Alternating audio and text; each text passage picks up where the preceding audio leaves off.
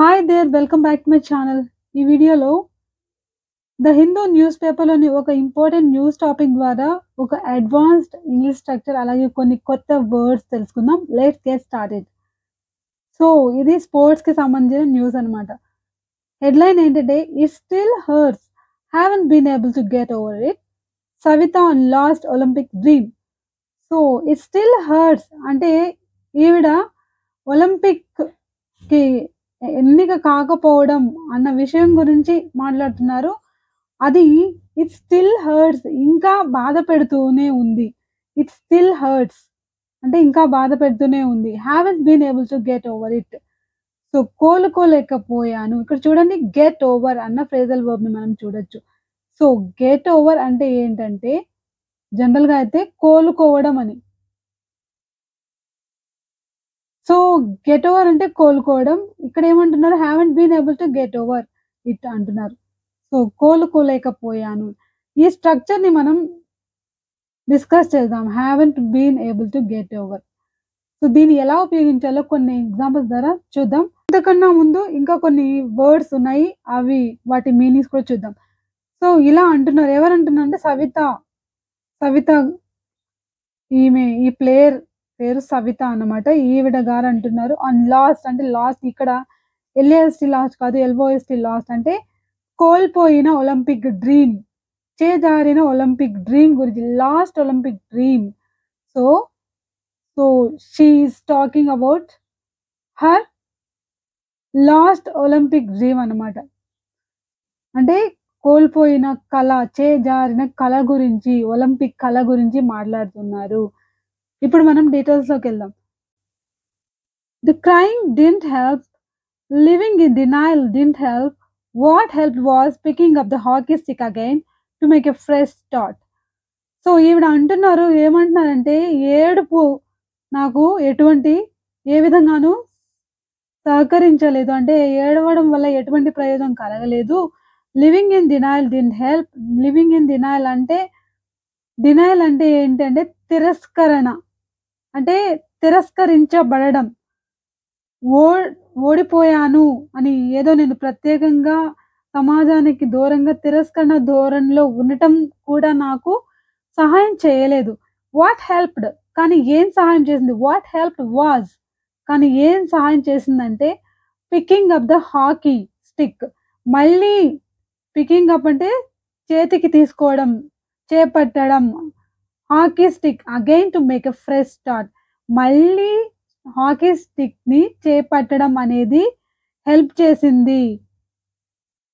ఎందుకు అంటే to make a fresh start. మళ్ళీ ఒక కొత్త ప్రారంభాన్ని చేయడానికి.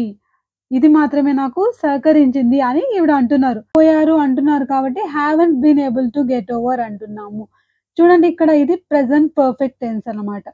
జనరల్‌గా అయితే I am able to get over. I am not able to get over. లేకపోతే ఇప్పుడు ఈవిడ మాటల్లో చెప్పుకుందాం. ఈవిడ ఏమంటున్నారు? I haven't been able to get over it అంటే ఆ సంఘటన.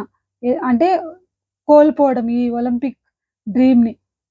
సో, దీని నుంచి నేను గెట్ ఓవర్ తర్వాత మనం ఆ ఇన్సిడెంట్‌ని గాని, పలానా వ్యక్తిని గాని చెప్పొచ్చనమాట. సో, ఇక్కడేంటి ఇట్ అంటే ఒలింపిక్ డ్రీమ్ అన్నమాట. కోల్పోయిన ఒలింపిక్ డ్రీమ్. సో, ఇక్కడ దీన్ని మనం ప్రెజెంట్ పర్ఫెక్ట్ టెన్స్ అంటున్నాం. ఎలా ఇది ప్రెజెంట్ పర్ఫెక్ట్ టెన్స్ అయింది? మనం జనరల్‌గా చెప్పాలనుకోండి. ఏమని? She is not able to get over it. అంటే అలా కాదు. షీ వాజంట్ ఏబుల్ టు అంటే అది పాస్ట్ టెన్స్ గురించి. She was not able to అని.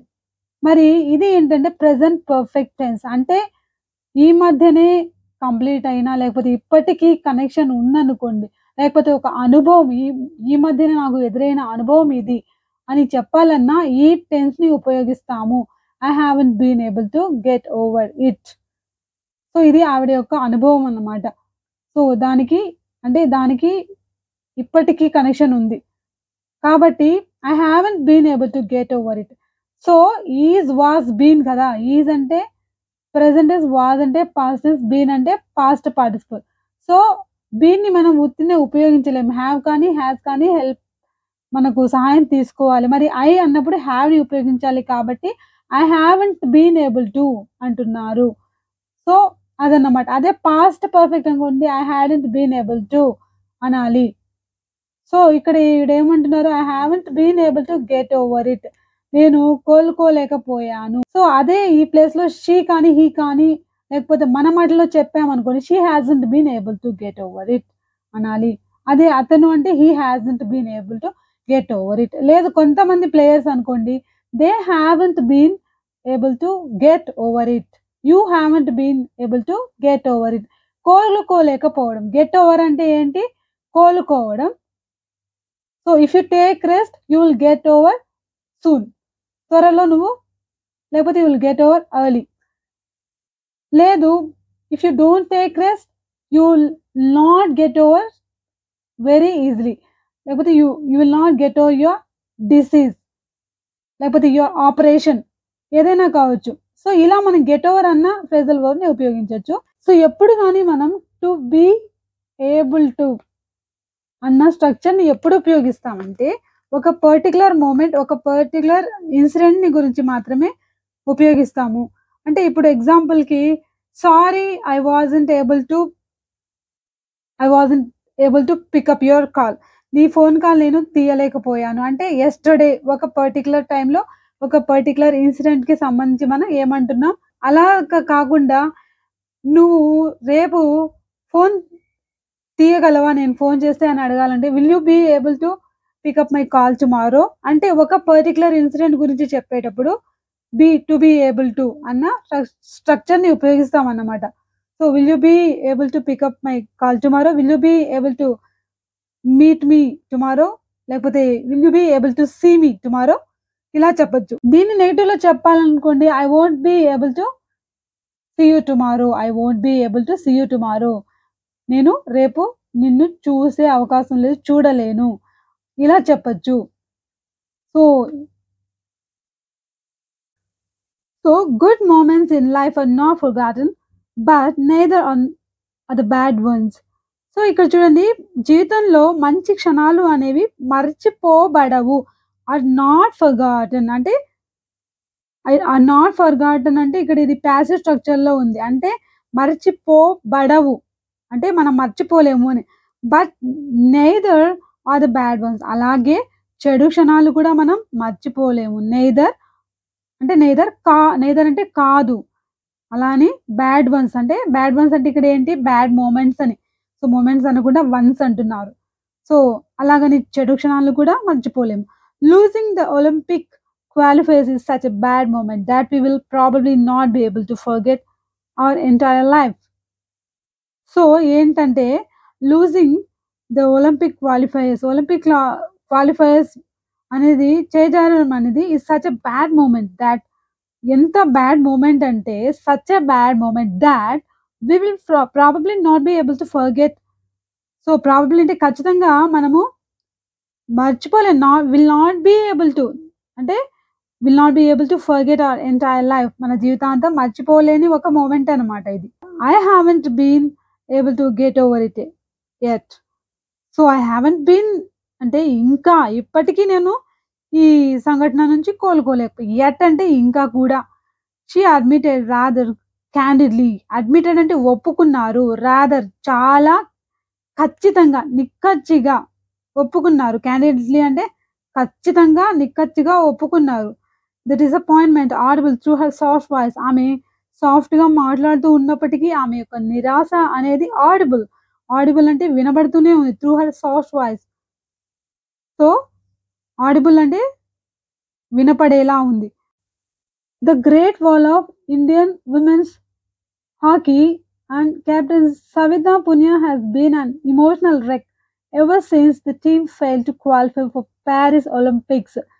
సో, ఈ విమెన్స్ హాకీకి గ్రేట్ వాల్‌గా పిలువబడే మన సవితా పునియా గారు she has been an emotional wreck. అంటే ఎమోషనల్ రెక్ అంటే ఏంటంటే ఎమోషనల్‌గా, రెక్ అంటే విధ్వంసం అంటారు. రెక్ అంటే జనరల్‌గా మీనింగ్ ఏంటంటే అంటే ఎమోషనల్‌గా ఈవిడ విధ్వంసానికి అంటే చితికిపోయారు అని అర్థం.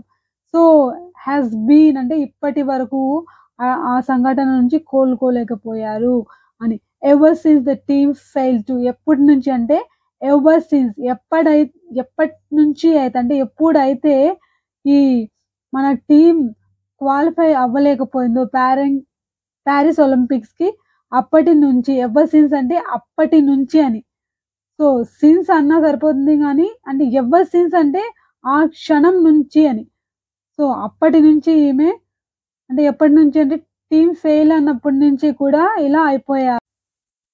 To qualify for Paris Olympics a massive downfall.